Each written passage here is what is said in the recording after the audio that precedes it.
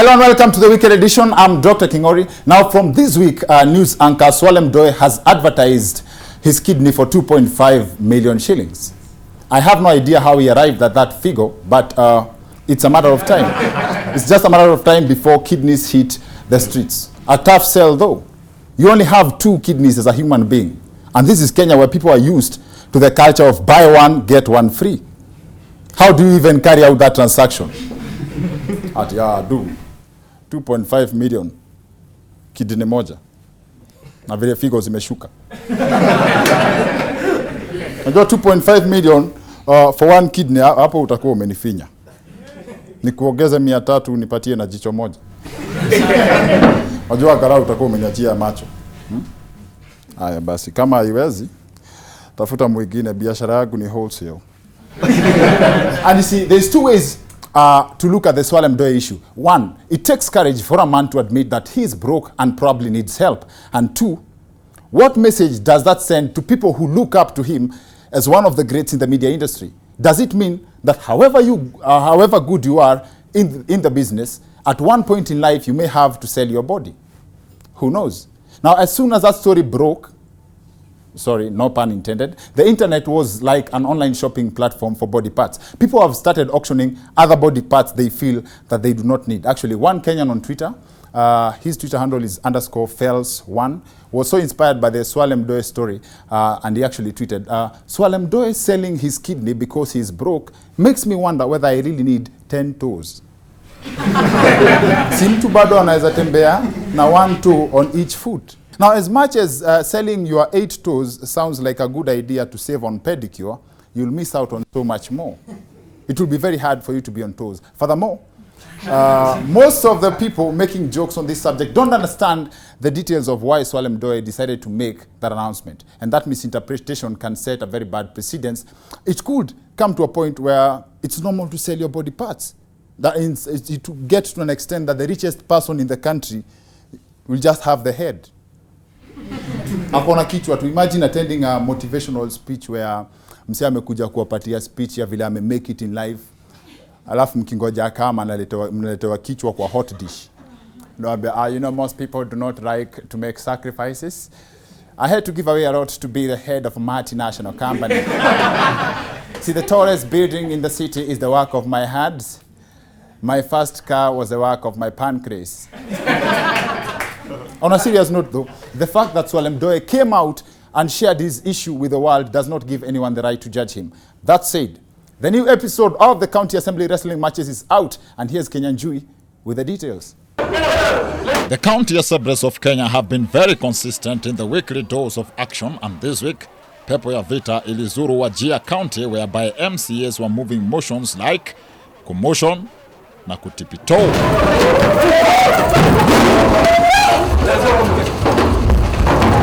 The event was pre-planned, very organized, and members present and interested in causing fracas walianza na kuandikisha majina. Things, however, went south when some members started overstepping, like this gentleman aliyejaribu kuchuna Adams Epo ya Duale, not his real name. Duru za guesswork zimetuarifu kuwa some members were out of the loop and had no idea what was going down, like this gentleman who actually walked up to an assembly official kumuuliza kama kuna chai ya saa 10. Akaambiwa hakuna, ni kama hakusikia. Akauliza tena, akaambiwa tena hakuna. Akaendelea. Akaulizwa haoni kama watu wanapigana. Akaambiwa kwende kabisa, hakuna chai, na akiinsist anaweza pewa coffee. He was not interested. As all this was going down, a symbolic experience was going down at the entrance as other members were seemingly trying to enter the kingdom of heaven.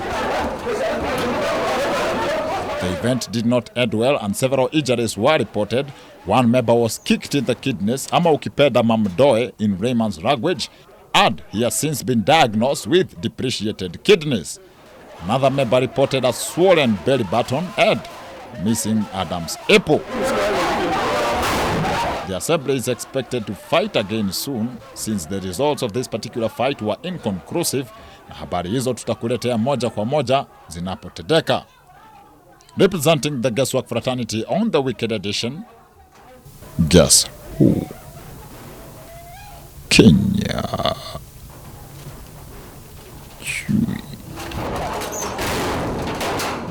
And now to the main subject of our show tonight, Kenyans in the diaspora, our country's third largest source of foreign exchange. See, Kenyans in the US alone send home at least 8.2 billion shillings every year, and that's a population of like 500,000 people. That would explain why the government is forcing more Kenyans out of the country.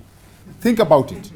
Think about it. If 500,000 people can bring over 8 billion, imagine if the 45 million of us decided to go out and make money for like 5 years and then come back. Sounds like a great idea until you hear the details of what it takes to make it abroad. See, Kenyans in the diaspora carry cases of massive success stories and sad endings. Take, for example, the case of Timothy Majanja Walukalia. He has been away for 46 years, 25 of them spent in Canada, while the other 21 have been spent in the United States. My name is Majanja Walukalia. I cannot travel nowhere. I'm stuck here. Not even to Kenya? No. In his heyday, Majanja was one of the few Kenyans who seemed to have made it in Canada. He was a common figure in the state of Alberta. And in his own words, he had made it, or as they say, he had it all together. I came through Canada. I live in Canada. I work in Canada. He even joined the prestigious Canadian Mount Police Squad, where he was the only black officer. Now, you have to give it up to this guy for holding on to the Kenyan accent for over 40 years. Or am I the only one who noticed this? My name is Majanja Walukalia. From Kakamega, Lupao Market.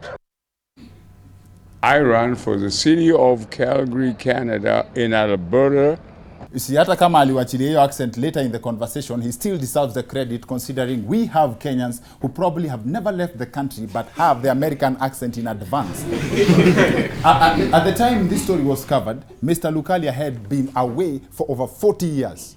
This guy left Kenya in 1968 when Mzee Jomo Kenyatta was the president and Oginga Odinga was the opposition leader. It's sad to imagine that there is no much change back home for a person like him, since most of the things are just the way they were when he left the country those many years ago.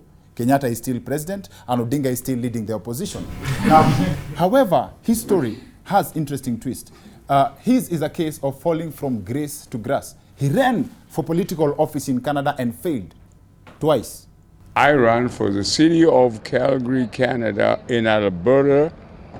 And at the same time, since we didn't win, I gave a shot at the election for mayoral.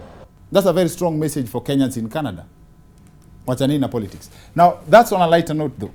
Kenya has a very huge potential on the world platform of politics. Without Kenyans traveling out of the country, the US would not have the 44th president. The 44th president who happens to be one of the best presidents America has ever had. Without Obama, the US would have moved straight from Bush to Trump. To give you a picture of how that sounds like. Hiyo ni kama kupanda matatu Kawangware, alafu ulale hiyo pati ya Lavington, uamke Mudhurwa. I know you get the picture. Now, it's not the same story for everyone who's made it in the diaspora, though. The likes of Barack Obama Sr. were beneficiaries of education scholarships. For some people, it's just travel. Most people go out specifically to look for work. Now, from what I gather, your success story or failure abroad has so much to do with how you get there. We have had stories of how some travel agencies sell false hope to Kenyans with the dreams of making it abroad. But you cannot blame Kenyans for believing the lies, because as a country we live on false hopes. We live on hopes like matatu conductors promising you a seat na hata wewe mwenyewe hauioni, lakini bado utaingia kwa matatu. Customer, si nakwambia kuna kiti. Kuna mtu anashukia hapo mbele. Na hata wewe unaona vizuri sana hapo mbele ndio wewe pia unashukia. Saa zingine hata wanaweza kuambia kuna kiti. And yes, kuna viti. What they don't tell you is hizo viti zimekaliwa. And you see, for local false hopes, it's easy to cope. Most international travel agencies are similarly designed to leave you between a rock and a hard place. And this gentleman case is one of the many stories that are out there.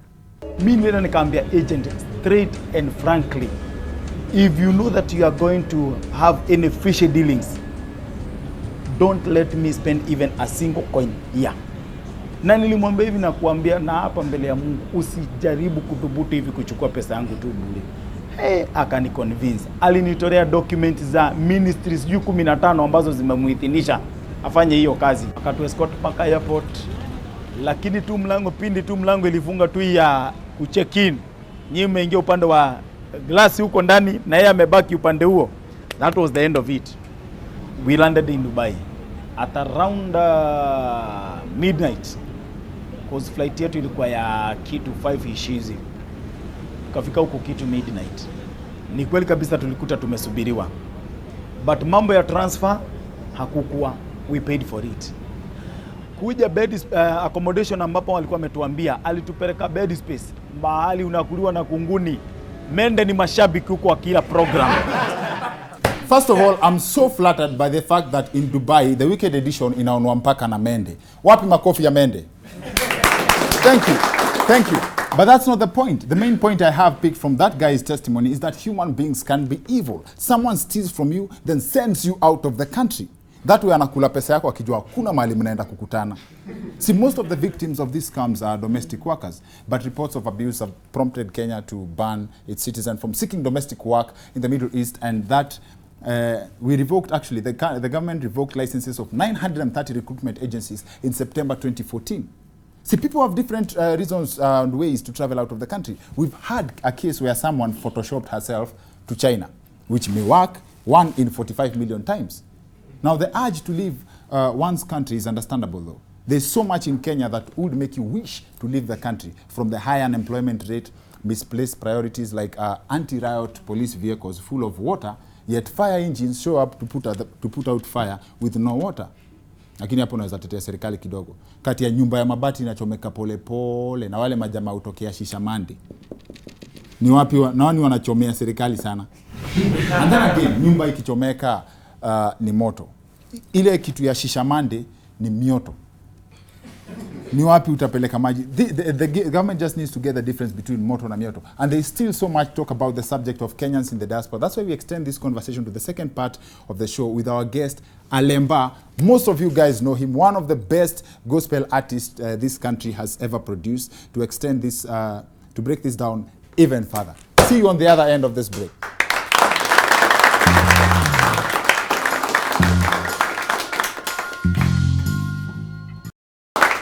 Welcome back to the Wicked Edition. I'm Dr. Kingori. The subject of our show tonight, we are discussing tunasengenya Kenyans in the diaspora, and our guest is one of the top gospel artists in this country, anaitwa Alemba. He left the country at the peak of his career and he went abroad, stayed for like 4 years, and he was very talented. Actually, he is very talented.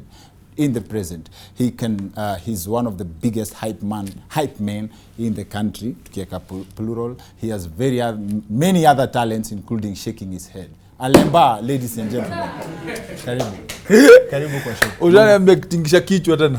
Basi ilikuwa very visible kwa ile ngoma yenu Pages za Bible kwanza. Karibu kwa show. Asante sana. Umechangamka? I'm so happy to be kwa the Weekend Edition. Karibu sana. Big show. Kabisa. Yes. Inaweza sana. So watu wanatoka Kenya wanaenda US. Wewe unatoka US umerudi Kenya. Ni kweli? Inategemea focus yako ni gani? Mwelekeo wako ni gani? Okay. Unataka nini? Huko na focus huko.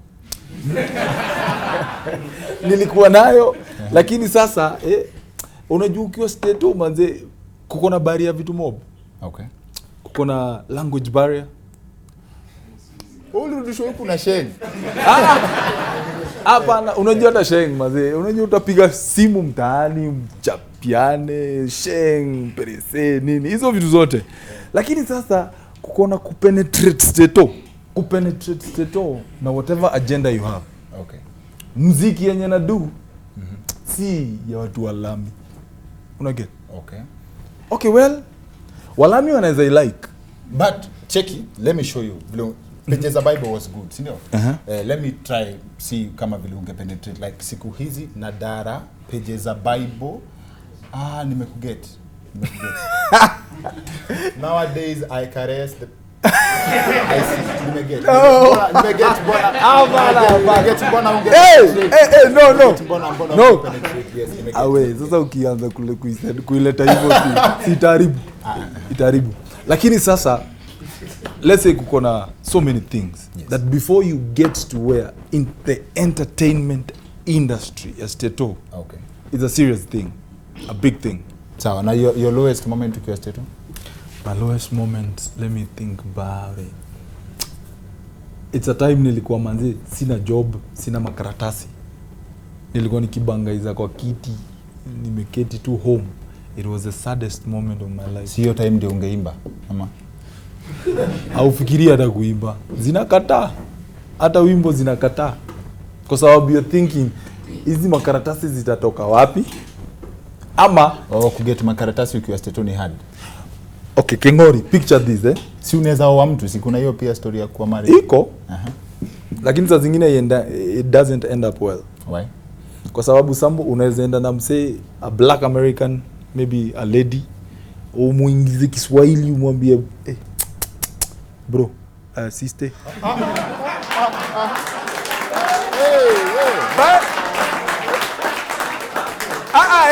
Yani nimeingisha bro kwa sababu pia mademo wako.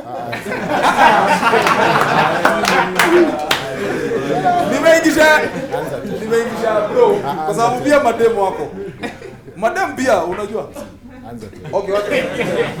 Aya, in my case niseme yani Supu sikiza hapa. Supu, listen to me. This is what we gonna do. But tukifika pale kwa mtu wa immigration aseme if this is a fraud utaketi kwa jela 10 years. Blaki atakuruka hapo kama na si ulikuwa umemwingiza Kiswahili as you say. Yani ile ni noma. Well, They have to go step by step on the evidence. Do you guys share insurance? Do you guys pay the mortgage together? Do you guys have a bank account together? When did you marry? Who was there?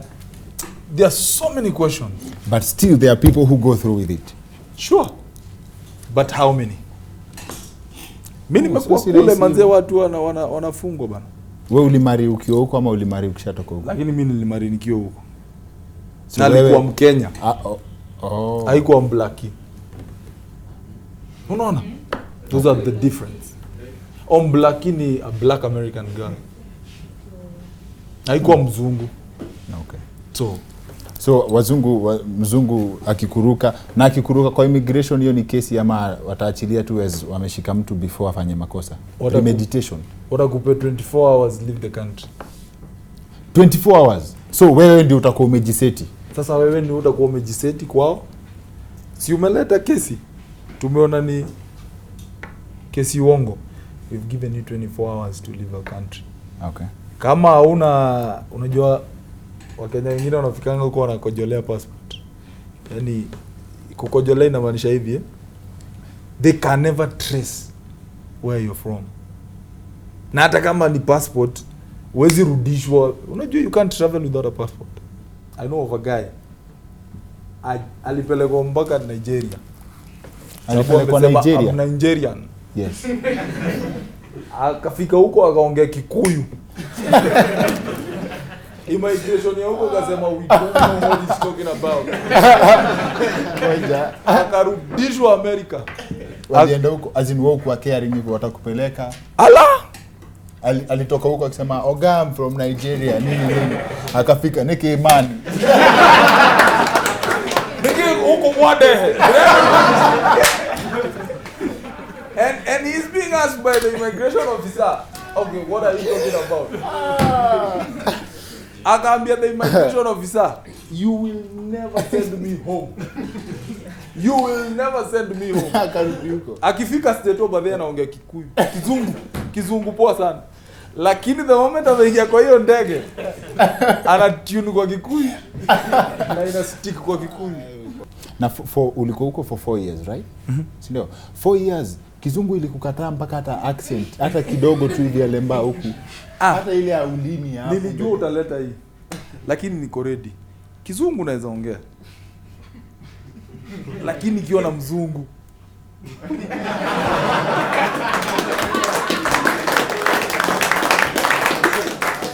So, lakini sasa hapa Kiswahili uwezi utaihepaje sasa? Msi akishakuja kuambia niokolee fomu. Utaongea naye kizungu. Si unamwambia tu you say that properly. No, yes. Save me a form, baby. Inaanza tena ale mama kwa na maringo, ale maji nini, ale. Una understand? I went to McDonald's. Nikasema give me number 3 but remove the coke. That's a whole different thing. You've changed. Kwetu tunajua coke ni soda. Kwa ni something different. Ni coke. Yeah. Ni coke. Thank you. You see? You're getting it now. No, I'm a bad boy, man. I'm a bad man. Yeah? You're getting it, man. For the sake of the show, we have to speak in a language that our people will understand. That's the thing. Nini bana? Mimi ni mubaya. You get? That's the thing. There's so many things you have to adjust, to learn and to ujue tu venye mtaishi tu nao. Lakini hiyo kitu umesema ni mbaya. And remove the coke. Yani wait. That was the thing nilikuwa nitaka kushow. Umis kidogo hivi they will misinterpret you. They'll be like, what are you talking about? You're not supposed to say that. Advice yako kwa majamaa wanataka kwenda majuu. Like the American dream. The American in dream, a nutshell. Me, I'll just say this. If you know you're going there to study, go do it, come back. If you can at least inua economy ama technology ya Kenya, do it. If you're going there with your papers, go, work hard, be smart, ingia shule, soma, be upgrade with the people who are called Americans. Na ufanye job yenye wanafanya. Otherwise, ukienda ukutana na Wakenya wakuonyeshe this is the only way to prosper. Kwenda CNA, kuosha nini, hizo vitu zote, you will feel so frustrated, utapenda America. But ukitoka hapa, make sure you have one goal. I'm gonna make it and I'm gonna be like an American. Not a Kenyan living in America. An American. That's the thing. Okay. Hiyo ni poa sana. Mziki sahi by the way. Umerudi uko aje? Mziki nimerudi. Nilitoa bana, nitoa moja na size 8, nikatoa moja na Hope Kid, nikatoa moja peke yangu. Kuna ingine na come nayo next week. Watu wagoje. Wazi. Project yote unaweza name sahi? Kitu nzito, kitu kingine. Kitu nzito. Kuko na ingine na come. Sitaki kusema hiyo.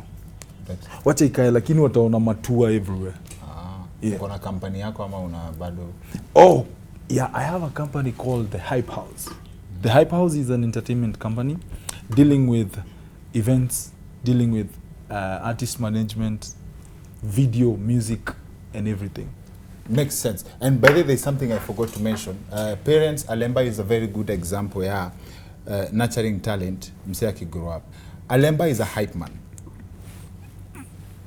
Wale wazazi mnakasirikianga mtoto ati noisemaker class, noisemaker. This is an example of what your child can be. Yeah? Oh my God. Ulikuwa noisemaker, right?